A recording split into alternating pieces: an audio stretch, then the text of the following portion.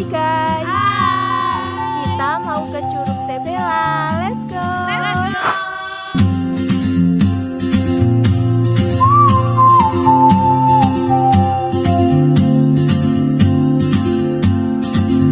She moves like a map with no borders, a whisper caught in the wind. I see her boots at the corner cafe, with a notebook and a grin.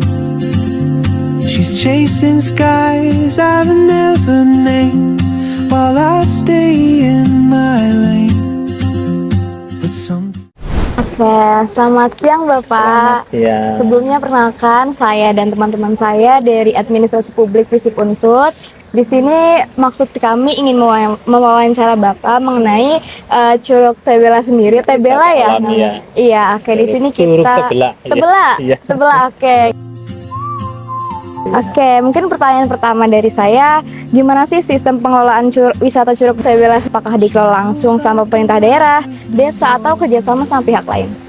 Sementara untuk pengelolaan masih warga sekitar dari pagi juga nih, ya. Pagi juga. Iya. Berarti istilahnya milik desa ini sendiri gitu ya, Iya. Pak? Kalau menurut Bapak sendiri, apa aja sih potensi utama yang dimiliki sama Curug ini sebagai destinasi wisata? Sangat banyak sekali. Selain curug, kita juga di sini ada camping, ada phone tubing, outbound. Ada outbound-nya juga? Ada, ya. Ramai ya sebenarnya banyak ya? Sebenarnya banyak untuk potensi. Oke. Terus Seperti itu. mau tanya lagi Pak, gimana sih sama kondisi fasilitas yang ada di Curug ini? Kayak buat sekarang apakah sudah memadai untuk mendukung kenyamanan wisatawan? Kalau untuk sekarang, jujur ya, masih untuk fasilitas ya masih kurang. Oh, Iya. masih kurang. Iya. Oke, berarti perlu beberapa yang diperbaiki lagi ya. Seperti tempat duduk, ya. Kebetulan itu baru mulai lah pelan-pelan ya. Iya, Kalau kebetulan untuk toilet udah ada. Toilet, oke. Cuman kalau untuk apa yang untuk istirahat kayak rombongan kita masih terbatas. Oke, Bapak. Kalau menurut pengamatan Bapak sendiri sebagai pengelola ya, apa aja sih faktor yang menyebabkan Curug ini tuh relatif sepi gitu? Kalau untuk sepi sih ya mungkin untuk promosi. Promosinya Paling masih utama. kurang kali ya.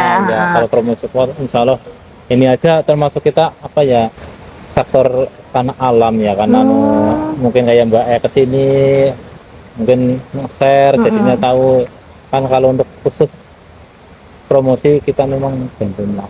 Sementara kita apa ya hanya dari pengunjung saja sih. Oh iya, jadi belum ada promosi yang gencar gitu ya, buat Curug yang ini. super karena ya terkait pembiayaan juga sih. Oh iya sih, ya benar-benar. Apalagi di Purwokerto Curug tuh lumayan banyak ya Pak. Selanjutnya kalau buat tantangan utama dari pengelolaan Curug ini tuh baik dari sisi sumber daya manusia atau koordinasi antara instansi tuh ada nggak Pak?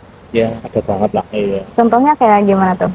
Ya kita kan kalau mau kerjasama kan harus apa ya istilahnya harus ada perjanjian kan. Jadinya kan itu yang akhirnya jadinya lemah ya kan. Kita kalau jenis sih bisa aja ya dari seperti kerjasama dengan pihak pemerintah. Yang penting kan sifatnya itu apa ya los lah ya. Jadi diserahkan monggo ini dana dikelola mungkin seperti itu. Kalau sifatnya kayak apa ya setengah-setengah mungkin kurang istilah kayak kita kurang mantep kan jadinya lemah ya. Kita ya kepinginnya kerjasama tapi kan kalau sistemnya seperti itu kan kita susah juga. Benar. Berarti belum ada ya sama instansi terkait. Masih warga dari sini ya? Iya, masih. Oke. Kalau buat strategi promosi yang dilakukan tuh misalnya kayak melalui media sosial, kerjasama dengan pemerintah daerah, atau promosi lewat event tuh udah ada belum Pak? Atau baru dari medsos Bapak sendiri yang tadi? Iya, paling sementara baru metode pribadi lah. Kalau dari kayak pemerintah, jenis sih dari Dimbora sudah menyarankan kita untuk bikin event. Kemarin kan ikut pelatihan juga, termasuk dari Unsud juga yang bagian wisata mungkin kurang paham apa namanya di Mio Hotel. Ya memang harus apa mengadakan event nanti juga dari apa ya seperti sponsor kan nanti dari Dimbora sendiri yang mau melobi kita hanya menyediakan tempat terus bikin acaranya kayak gitu. Cuman di sini kan banyak entah itu mau hiking, lintas Curug kan banyak banget. Apalagi kita kan apa ya kota pelajar ya banyak banget. Selain pelajarnya juga dosen-dosennya kan suka kesini juga. Iya, dosen suka kesini juga Pak. Ketika kegiatan hiking pada kesini juga kan. Apalagi kalau dibikin event kan lebih menarik mungkin lebih bagus tuh bentuk dukungan untuk curug ini. Saya iya Iya. sendiri selaku pengelola. Harapan Oke. Kalau strategi yang udah dilakukan buat narik wisatawan ke sini tuh apa aja, Pak? kalau Entah dari mulut ke mulut mungkin. ya paling kayak gitu. Iya. Ya seperti itu media kita ada TikTok juga sih. Oh, TikTok curug ini Ya, ada. Ada, terus Oke. IG-nya juga ada. Jadi kalau untuk IG-nya dan TikTok kita beri nama Curug Tebelah aja. Oke, kalau ini nggak sih ada rencana strategis atau program pengembangan yang bakal dilakuin gitu ke depannya buat ningkatin pengunjung dari curug ini? Kalau untuk peningkatan itu harus banget ya, wajib lah ya. Nah, Termasuk ini kan kalau mau ke curug harus nyebrang, itu harus bikin jembatan. oh, sementara belum ada ya Pak apa? Belum, sementara masih nyebrang. Jadi kayak gini, biasanya kita kan lagi rame, karena hujan mau nggak mau kan harus ditarik. Iya, Seperti itu. benar. Karena kaitannya dengan banjir. Walaupun kita udah ada komunikasi dari yang ada di atas, termasuk kebun raya, Telaga Sunyi, hutan pinus, kan kita koordinasi juga untuk terkait apa info cuaca. Kira-kira dari Bapak sendiri apa sih harapan sebagai pengelola untuk Curug Tebelah ini ke depannya? Harapan saya selaku pengelola wisata alam Curug Tebelah, harapannya semakin maju jadi destinasi andalan lah, Ya, khususnya amin. mudah-mudahan jadi nomor 1 di Banyumas mungkin. Oke, di Indonesia mungkin ya, ya, Pak? di Indonesia ya, kita harus optimis lah ya, harus positif.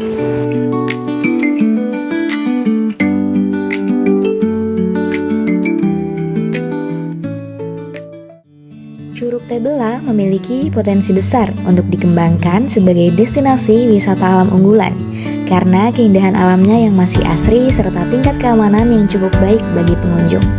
Didukung oleh peluang meningkatnya minat masyarakat terhadap wisata alam dan posisi Purwokerto sebagai kota 1000 curug yang dapat menarik lebih banyak wisatawan.